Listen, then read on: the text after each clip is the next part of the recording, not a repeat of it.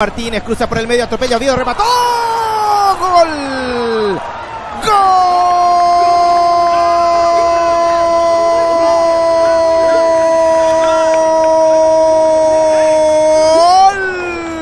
¡Gol de Guaraní! José Ignacio Florentín de atropellada, ¿cuándo no? De primera al zurdo, arriba al techo del arco. ¡Qué corrida le metió el Piru! ¡Cuánta velocidad el número 40! Como si tuviera 18 años. Allí está el Piru. Ganó en el fondo. El centro para atrás. ¿Y quién tenía que llegar? ¿Quién si no Florentín? Y afuera, rebote para Colmán. Le va a pegar Colmán. Le pegó. ¡Golazo!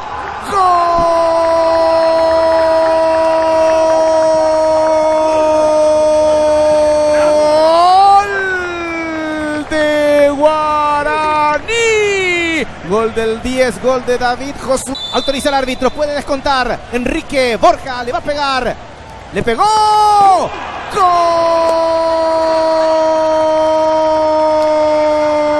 Gol de Sportivo Luqueño. De penal, Borja, remate bien ejecutado arriba con fuerza inatajable para Servio, para el Queso. Allí está el Queso, ahora Fernández remató.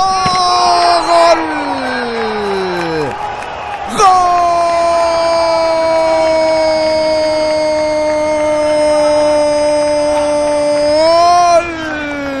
Guaraní. Roberto Fernández acompañó nomás hasta el final. Bien Josué para trasladar la pelota para el Queso, sí, porque era el goleador. Pero este no es nada egoísta. Estaba muy bien ubicado el Marcelito. Le va a pegar Marcelito. Le pegó. Gol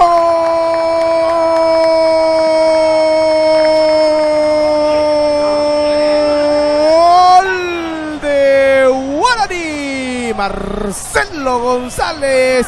Que bien acompañó, porque el contragolpe fue maniobrado por alguien que sabe, el volante, el zurdo Florentín. Queco a la derecha, a la izquierda estaba el amigo Marcelito. Guaraní gusta, gana, golea.